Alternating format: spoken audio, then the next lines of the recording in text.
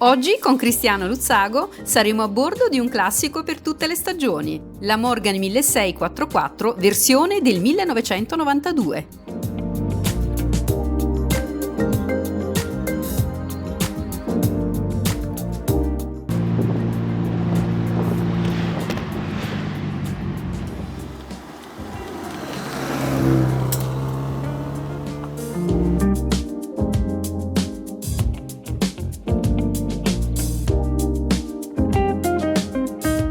Amici appassionati di automobili da collezione,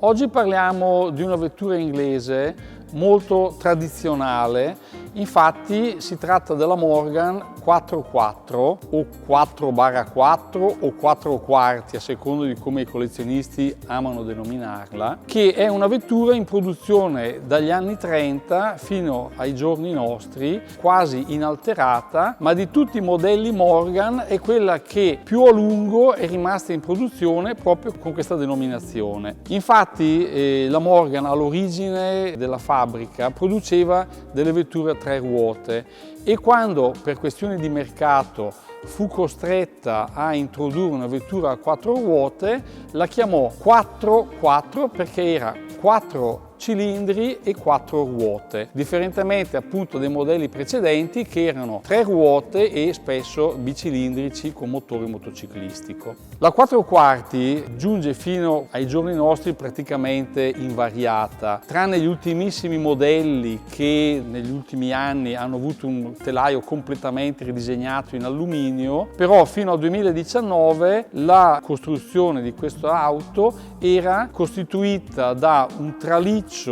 di frassino che costituiva tutta l'intelaiatura dell'abitacolo, saldamente ancorato su un telaio a forma di omega in acciaio sul quale era installata tutta la parte meccanica. Molti pensano, per un falso mito o per sbagliate informazioni, che la Morgan avesse il telaio in legno, viceversa aveva un telaio in acciaio e tutta l'incastellatura dell'abitacolo in legno di frassino rivestito di acciaio. La 4 quarti inizialmente fu dotata di motori Coventry Climax, poi in seguito furono introdotti dei motori Ford a valvole laterali e così via nel corso degli anni, essendo la Morgan una ditta che produce sostanzialmente carrozzerie ma non motori, ha continuato ad utilizzare i motori che via via nel corso dei decenni erano disponibili nella produzione attuale. Questo modello, ad esempio, è una delle ultime, infatti è già una macchina degli anni 90 e monta un motore Ford,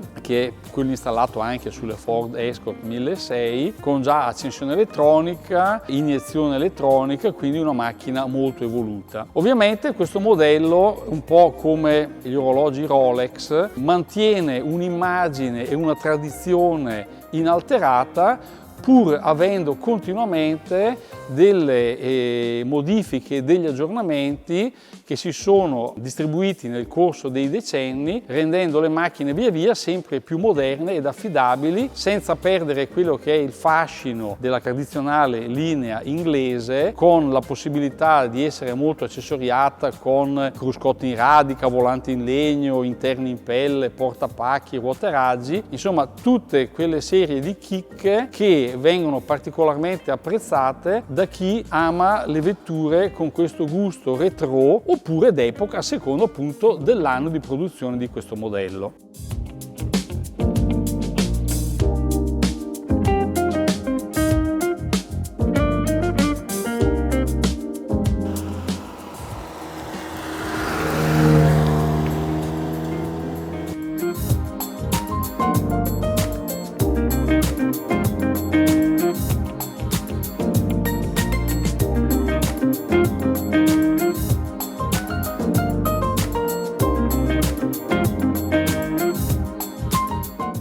cavallo degli anni 50 si ebbe quella che fu la modifica estetica più appariscente di questo modello, che era proprio il radiatore. Infatti, mentre le prime serie erano chiamate flat radiator, cioè radiatore piatto, fu poi introdotto il cowled radiator, che è quello che abbiamo su questo modello, che dalla fine degli anni 50 ai giorni nostri è rimasto praticamente invariato. Le Morgan sono delle vetture che sono in grado di soddisfare molti collezionisti,